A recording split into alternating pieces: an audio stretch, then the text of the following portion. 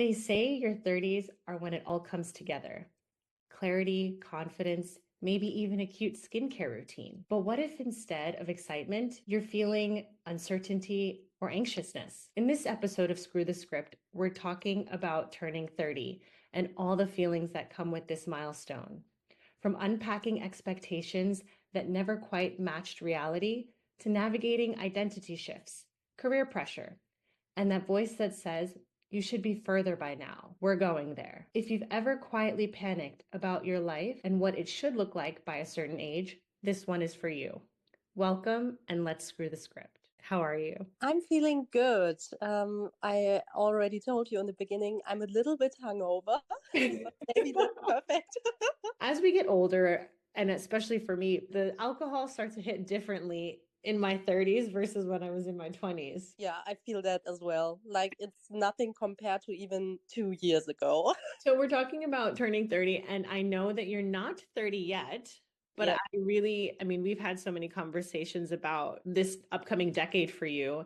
And I thought it would be a great opportunity for you to be intentional and for us to have this intentional conversation of scripts that you've written for how you thought your life would be now and how you probably when you were younger thought it would be by the time you were 30, and how oftentimes skewed that that gets to be when you actually are in it, like when you're in your 20s and you're like, when I was 18, I thought that I would be married, kids, whatever. And then you're closer to that age and you're like, oh my gosh, I can't even imagine having kids now.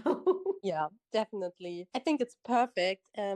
Especially when you said like giving this new decade an intention, because I can't say that about my 20s, to be honest. But you know what? The funny thing is, and as we have this conversation, you'll see that I think every decade we're still trying to figure it out and make sure we have our stuff together, because I think the scripts of like when we're in our teens, like, oh my gosh, 30s are so old. Like, at least that was how it was for me. Like I thought having teachers that were in their late 20s, I thought to myself, oh my God, they're so old. Yeah, for sure. For sure. When I was 18 and it was my last year of high school, I had a list. Yes, I did. I was a total like overachiever in school, and I had a list of like, okay, by the time I'm gonna get married at 25, and then I'll have my first child at 30, and I'll be living in New York City, being a big time lawyer. I'll probably marry a lawyer. Like I had it all written down in my head. I didn't write it down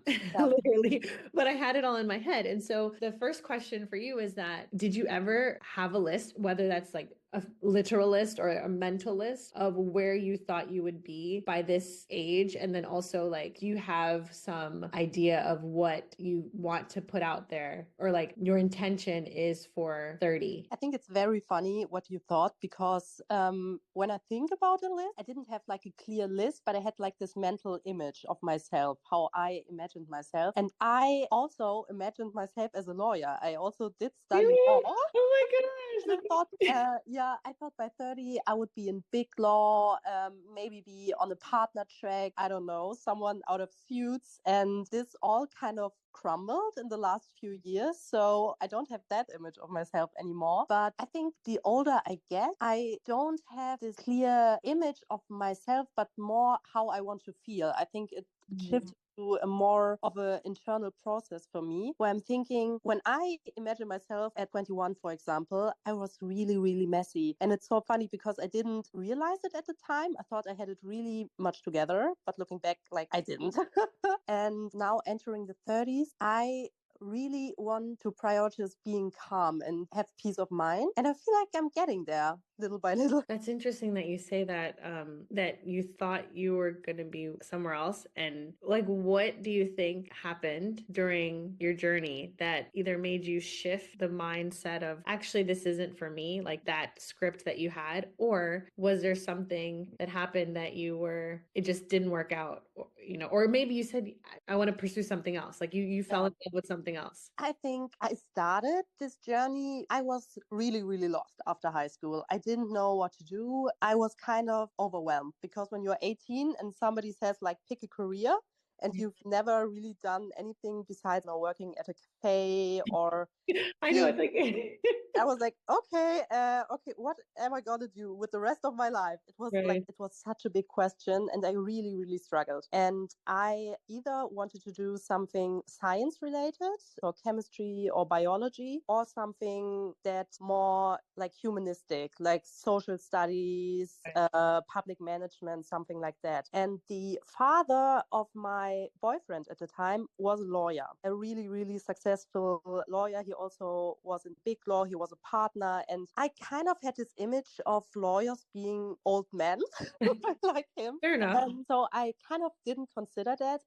But he talked to me because he saw how much I was struggling. And he said, don't you think maybe you want to do an internship? I can organize something for you because I think you would be really good at it. And I was like, okay, because I was 18, didn't know Right. what else to do. And I did the internship and I really enjoyed it. And since I was more focused on moving out and moving to a new city, maybe a little bit bigger, I was like, yeah, then I'm just going to do law. And so I started studying law and I enjoyed law school. But I realized after a few semesters and also doing more internships, it's not what I want to do with my life. I didn't, yeah, it was kind of draining for me. And I was so far ahead in my studies that I was also too anxious to quit, which was maybe a mistake looking back. And that was my script. Like, yeah, I'm just going to finish law school. I'm just become a lawyer because I will make a lot of money. Right. Yeah, but that's like not the best motivation to do something. So I had like identity crisis at, I would say, like 25, 26, when I really, really struggled and was like, I want to do something else, but I never had a plan B. So I dragged this period out for much longer than it needed to. And then I had a phase where I was in a really, really bad relationship for me. And it all kind of crumbled from there because I couldn't ignore how I was feeling with the relationship, but also with my studies. So from one day to the next, I kind of quit everything and was moving back in with my parents. And that was definitely not what I imagined myself to be like in the middle of my 20s. Wow, so it sounds like you had a mental breakdown almost like a Yeah, definitely. and Looking you back, just I had. quit. So you quit law school. Yes. Wow. And then okay. And then moving back with your parents, for me at least, and I know from you just from what you've shared with me personally or privately, that the influences of family and culture, Yes. and they're not shy of giving their opinions or having No.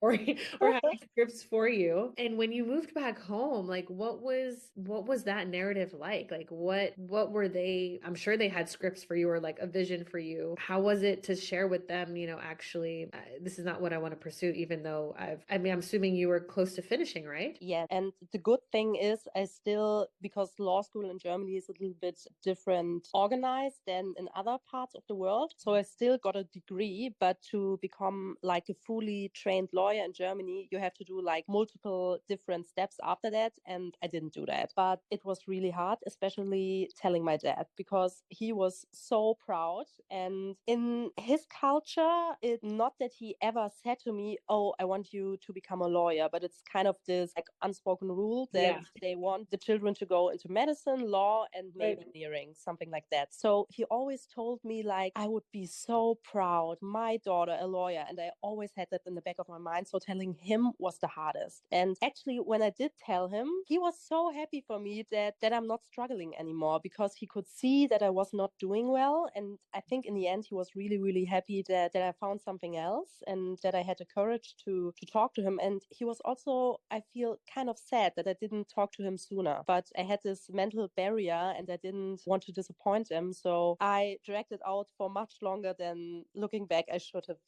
have done. It's interesting how we have these kind of narratives of Yeah. based on what from our family that they, especially I think with immigrant parents, Yes. Yes. move to another country. Oh, you have to become a lawyer, doctor, some big time career. And for them, that equals success. Yes, definitely. And sometimes, I mean, I mean, I didn't have the same experience, but I had a similar experience where I started studying for this in the US. You get your degree from your bachelor's degree, and then you take this test. It's an entrance exam to get into a law school. Oh, yeah. And then from there, based on the scores that you get there, there, then you can apply to law school. And Yeah. I think I spent $1,000 US dollars, and I had finished university, moved to Washington DC. So and I wasn't making a lot of money, and I spent 1,000 US dollars to take this course to help study for this entrance exam for law school. And I remember starting to study and I was just like, oh, this is boring to me. I'm not really motivated. Like I finally got, finished my bachelor's and was in a new city, like independent, Yeah. like starting the work life career. And I was like, you know what? I don't want to be a lawyer. I thought I did, but Yeah. I went in like I just thought same. Like I was like, okay, I'm going to be a lawyer. In my head, it was like you said, like, you say these high ambitious career paths and people around you praise that. So Yes. therefore, you think that you need to pursue that without really understanding what are your interests and what do you like. And first getting clear with that and then seeing what career paths align with that. Yes. And I didn't realize that until later. Yeah. Like in my mid to late 20s actually. Yeah, yeah, same with me. And I think it's crazy that you did spend like $1,000 I and know. moved to Washington. That's crazy. Like that's so much money, especially when you're Yeah, 19. I wasn't making a lot of money. I just Yeah. thought, well, I went to a university, and most people that graduated from this university moved to Washington, D.C., and then they pursue working for the federal government or going into law school, or I just had maybe a couple of different options at that time in my head, and I was like, all right, well, I'm just gonna do that, and yeah. But then I think now, like looking back, obviously, like I spent so much money on random things, like it adds Yes. up. So I'm just like, okay, well, this was a way to help me decide what I don't want to do. Yeah, that's right. Yeah, that's totally right. One of the biggest things that I learned in my 20s was actually money because I was really, really bad with it. So that's what I said, like €1,000, that was so much for me with 19. And I was really, really bad with handling in my finances. And I think that the biggest, besides all the mental stuff, becoming a clearer vision, what your own script is and who you want to be. But I think that was the biggest learning for me because you never learn this in school and you really, really should. Everywhere, like globally, you coming from a different part of the world than me. I mean, neither of us learned No. what credit is and interest rates Yeah. and just planning, saving, Yes. investing. Like I didn't learn any of that until my mid 20s to my late 20s.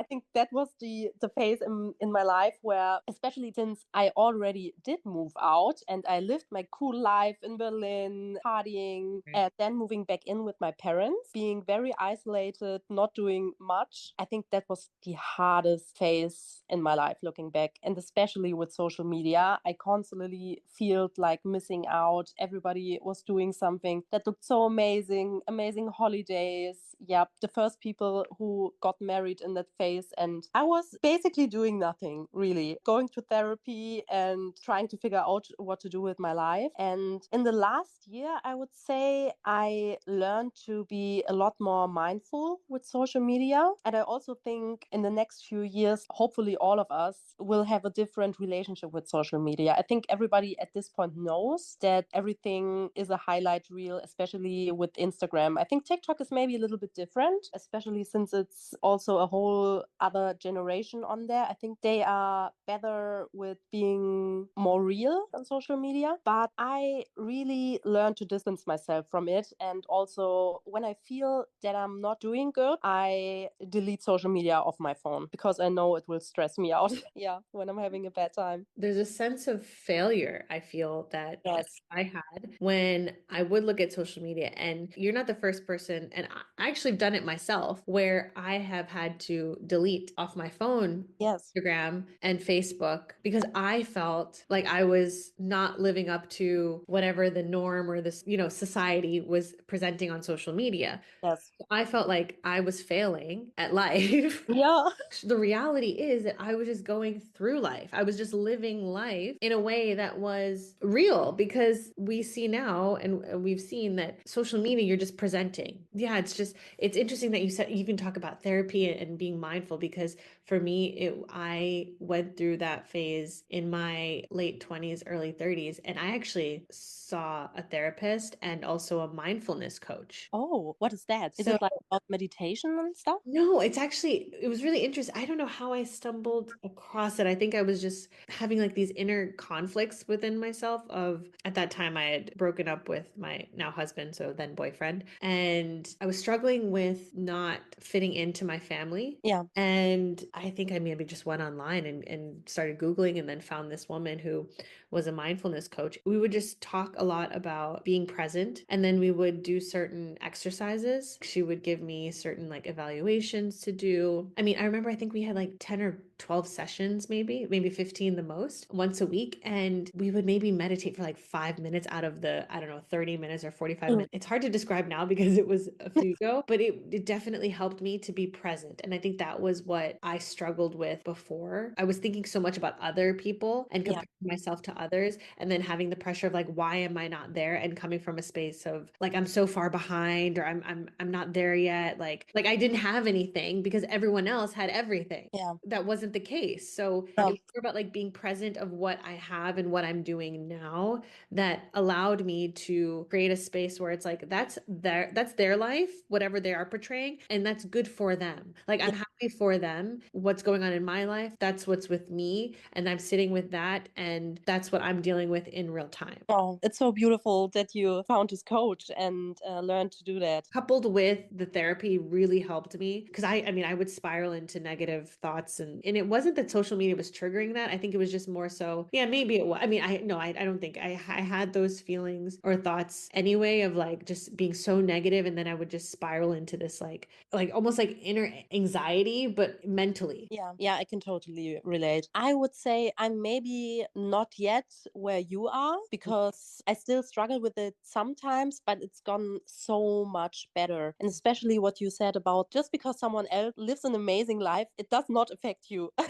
You Yeah, can be happy for them and you can realize that you're not there yet. And I think that's what exactly. it's not linear and there will always be setbacks. And just because you're not there now and someone else is, does not mean you will not get there or that they've taken your spot and there's not enough seats on the table for everyone. Exactly, exactly. You'll get there, honestly, Yeah. because maybe it's just the the decade of 20 and like entering into your 30s. For myself, at least, like I went through very parallel experiences. Yeah. So Maybe it is. Yeah. through life experiences, you're figuring out yourself. Like in your 20s, like you don't know anything. No, really. I really don't.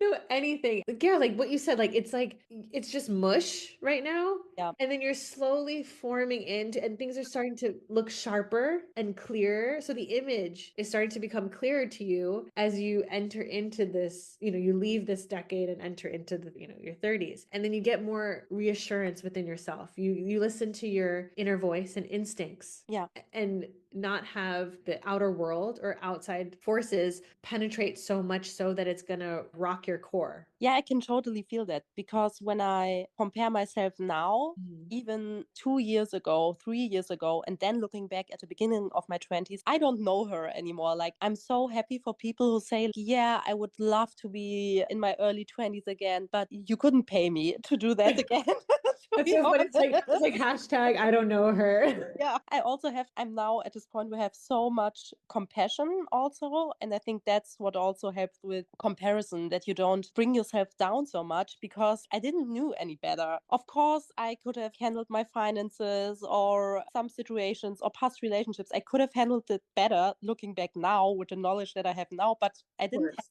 That's have always the case. yeah, yeah, that's always the case. But I feel so different than this past years ago that, yeah, I just want to give myself a hug like 21-year-old me and be like, it's gonna be fine. I think since my birthday approaches in 1 month, I've started to think about my 30s a lot more. Also, in our friend group and my partner that I have now, he turned 30 3 weeks ago. So, with all these live events happening, I've thought a lot about my 30s, but I haven't in the past years, to be honest. It's been never on my mind that it's just another birthday. It's just a three instead of a two.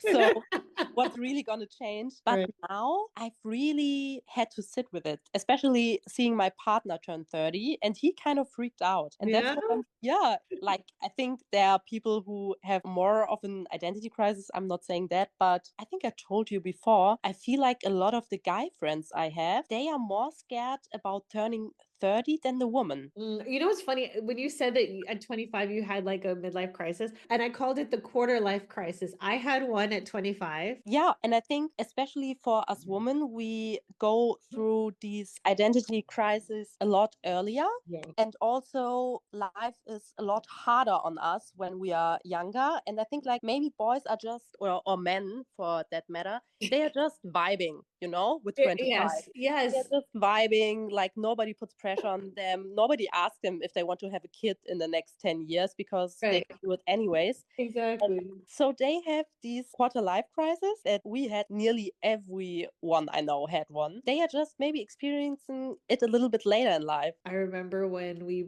broke up and I think I was 31 or 32 and I was like, well, where are we going with this relationship? And he's like, can we just live through it? Like, can we just flow? And I'm like, no. I'm like, no, we can't just flow. I feel that's so common. I hear that a lot. Yeah. And the funny thing is when he turned 30, he bought his apartment. Oh, yeah. And I think it was because he was getting to that point of like, okay, I'm turning 30. I need to have some stability. Yeah. And for men, that's what they associate the decade of 30 for them is kind of like establishing some financial stability, some stability in general, maybe thinking about, committing to a long-term relationship or having kids or something like that's, and I think it's maybe towards the tail end of their 30s, but Yeah. it's getting real, Yeah. I think in their 20s, they're still considered a boy, like it's Yes, yeah, I feel that and I see that, and that's why a lot of women will tell you don't date if you want to get married. Don't date guys in their 20s. And also, I think society maybe didn't want women to know, but we are all kind of realizing it. Getting older as a woman, you get taken so much more seriously. Like, yes. just talk to one of the young woman girl who is still studying and working at the firm that I'm working at the moment. And she was told by another woman that she dressed inappropriately. And she didn't. She was dressed a little bit casual. This woman sent her a link to a book called How to Dress Professional. And she was really sad about it. And I talked to her and I realized I had stuff like that happen in the beginning of my career. But now, at this point, at approaching 30, most people are not comfortable anymore to give me this unsolicited advice. Right. So they take you a lot more seriously. And I think that's a good thing. So I feel a lot of the women I know that are turning 30, they are excited to be a real adult. Only ones, which is for me not the case at the moment, who are like scared are people who are not in relationships. Yes, yes. And I think that's where I had my crisis too, because once I broke up with my then boyfriend, I was over 30 and I was like, okay, and therapy actually helped me to be comfortable in the fact at that point that I was going to be alone. Yeah. And that's what I had to accept. I mean, I chose to accept that because I knew that if this is going to be my future, Yes. like those kind of realizations that if it doesn't happen for me in my 30s, I don't think it will happen for me because how biology works. Yeah. Yeah, I had to have a come to Jesus with myself and be like, all right, well, I could either fight it, be in a spiral emotional wreck, or live with it, knowing that I will be okay if marriage and kids are not in my future. Yeah, I just wanted to say, I think everybody has to get to that point. Fine to be alone because otherwise, or for me, that was the case. Before, I wasn't comfortable with being alone, especially during hard times, like you described. Being alone when you're happy and you just graduated from high school and you're drinking and you're excited. Being single is very fun then. When you just moved back in with your parents, don't know what to do and don't have a plan for your career at the moment, that when it gets really hard, but consciously then accepting that being alone is fine and that you will be fine. And at the end of the day, you have to take care for yourself. I think you have to get to that point before you can even get in a relationship, whether it's with you, with getting back together with someone, or for me, getting in a new relationship, but coming from that place, knowing that I don't need someone else to complete me. I'm not looking for anyone anymore to save me or to be a second parent for me. That's when you can really build a relationship that's gonna hold the test of time, hopefully. You know what? You're laying the foundation to build a relationship with yourself Yes. and understanding your self-worth and who you are as a Yeah. person. And that's why I'm saying when you enter your 30s, it's going to get better because you're having these realizations in your late 20s. Like I don't know what it is. Maybe it's like just life experiences that you go through, dating, relationships, self-esteem. I mean, I feel like I didn't really come into my own or have my comfortable feeling of value and worth within myself until I was in my late 20s, early 30s. Yeah. You have all these outward responsibilities, but inside, I felt like I was like a little girl crying all the time, like in my early 20s, because I just didn't know who I was, or I didn't know who I wanted to be, or I would seek external validation. Yes. Yeah, I think it was the same for me. I didn't have much self worth. And until you get to the point where you really work on that, Yeah. you will stay a child. I think because of my low self esteem, I always try to look for, especially in relationships, but also friendships, to people to taking care is the right way to describe it. But Nurture, maybe? yeah, nurturing completion. And now leaving my 20s, being able to do that for myself and not needing it from someone else, I really can say that I've never felt so good about myself and my self-worth. And I think the funny thing is, and what I also always learn when I talk to you, is how, especially for women, we all go through the same phases in our life with the identity crisis, like with everything. But it's not that you don't know it or you've heard these stories and experience from people, but it's kind of like a canon event where you have to live through it yourself. Yes. Otherwise, you're not going to learn the lesson. Yeah, exactly. I wanted to talk about because I think this is really important. I know in my 20s, I probably screwed up a lot of friendships. And I don't know if this happened to you, but a couple of friends that I had in my 20s like ghosted me. Or I had expectations of friendships or people in general. Like even I call them like situationships. I didn't really have Yeah. any. I had like maybe one or two real relationships, like romantic wise. I had so high expectations of others. Yes. And that would leave me disappointed and feel so let down. And it wouldn't be about them, it would be about me. Well, what's wrong with me? Yeah. And so I don't know if you've ever felt like this or if you see the transition now. Do you find or feel that you have some friends where you feel like, okay, those were friends that were meant to stay in that decade of 20, and you kind of have to let go of that friendship or let go of that relationship as you enter your 30s? Yeah, it's funny that you say that because I've definitely been ghosted by friends before. I made and I lost a lot of friendships in my 20s. And I still have some friends that I had even prior to my 20s that I'm still friends now. Mm. And they've been always there and also defined this period of my life because it's mostly friends who we've some of the times we didn't live in the same city, but we've always been there for each other. But I think the friendships that I lost, especially one friendship that was really, really long and really, really deep, that ended very badly. Mm. I think that even defined me more. And especially looking back now, not being angry anymore, looking at what I've done wrong, because there are always two sides to every story, and admitting I was also sometimes a pretty shitty friend and working on that. And also not being mad at people anymore who've done me wrong and not letting that linger. And I think that it goes back to what we talked about prior with self worth, because when you're still very shaky in your own identity and someone treats you badly, you kind of see it as a reflection of your own personality. But since especially the last 2 years have been really transformative with me, leaving this really, really bad relationship and letting go of some friendships, and now being a better friend, and also being a better friend by not having, like you said, like these super high expectations and just meeting people where they're at. And also, I think what's huge for me is like being able to communicate better. If I have an expectation,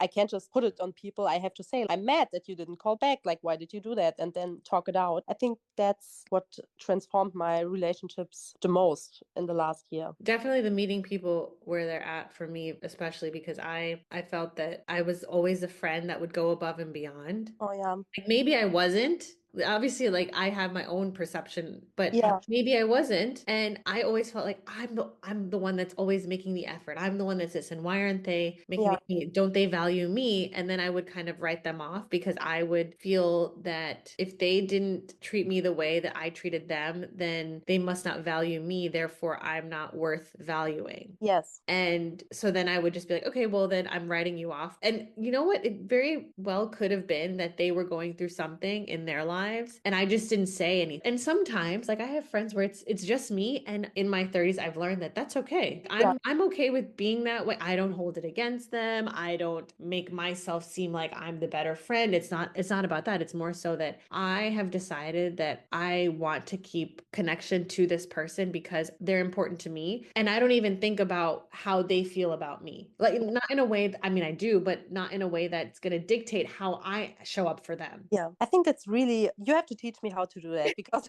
I think that's such Therapy. a power move, and I think that's the definition of being an adult. I feel like I'm getting there, but I'm not there yet, especially the point of not holding it against people. I think that's the most important part. I talked to my therapist about it. That's what I'm trying to work on, not only with friends, also in my relationship. Like having, not holding something against people is really, really important, but I'm still kind of struggling with that. You know what? I have certain groups of people in my life that I am that way with. So I'm not, Mother Teresa by any means. I feel that way. Like I don't hold it against friends, but like with my husband, of course, But I was, he's gonna get it. Or even like you just, I think deep rooted relationships, like family dynamic, that's always yeah, it's hard. But I feel like with friends, it's a different relationship. It's a different type of level of relationship. yeah, So with the different types of levels of relationships that I have, I treat them as they're different. Like I'm not going to yeah, treat you like my husband because you're not my husband. At the same time, I'm not going to treat my mom like I treat my friends because she's not,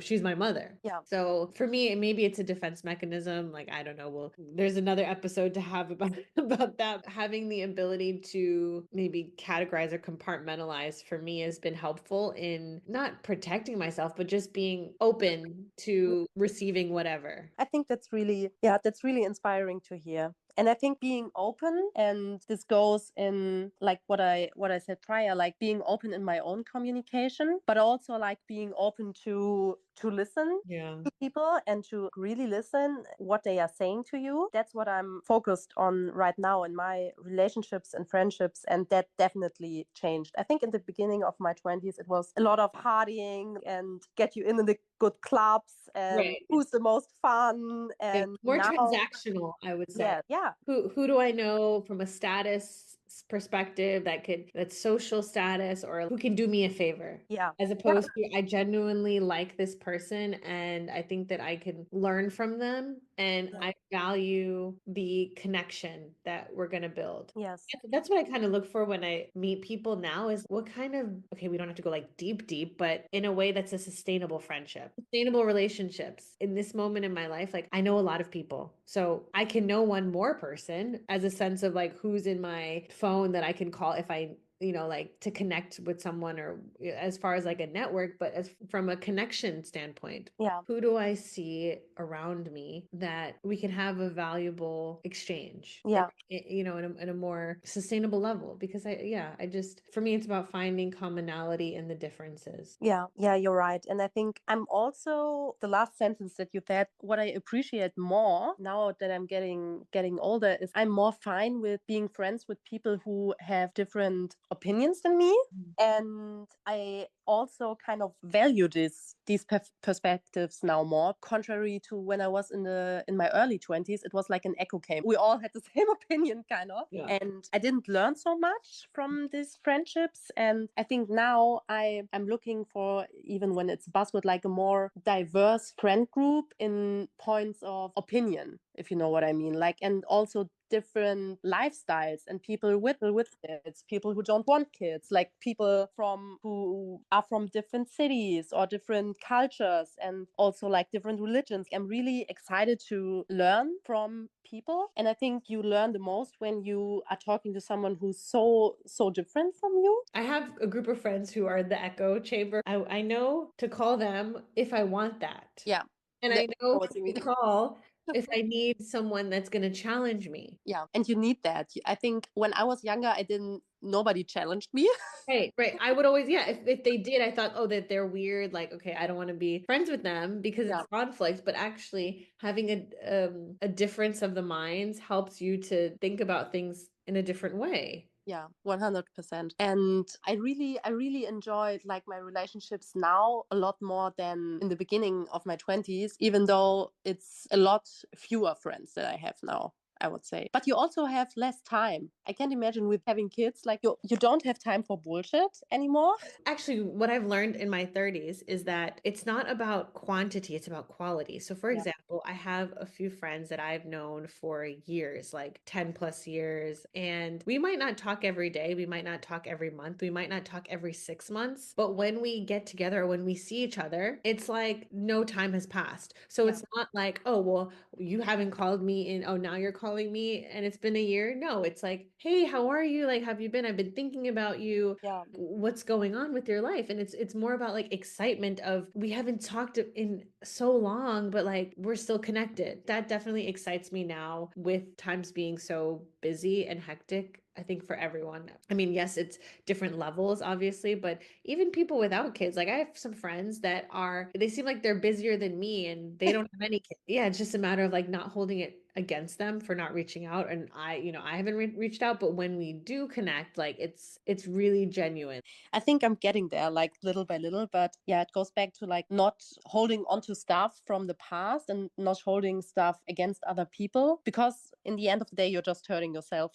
Exactly. And just meeting people where they are. Yes, I can totally relate. And I also have one or two friends. And even though we are all from the same city, we never lived in the same city at the same time for more than 1 or 2 months. And they are still one of my closest friends. And I just I talked to one of them a few days prior, and we just had a 30-minute conversation, like just about food and everything. It was so random. But after I had to hang up the phone and write, yeah, I hope you have a great day and everything, we both said it's so crazy that I just called her because I was basically bored because I was waiting for my train. And like you said, some with some friends you just have this deep connection that it's like you can start a conversation at any time out of the blue and it feels like you never left. What are parts of your 20s that you want to keep? And what are some things in your 20s that you're ready to leave behind? Yeah, I have to think about it. That's a really big question. I think what I want to take with me definitely is curiosity and also kind of,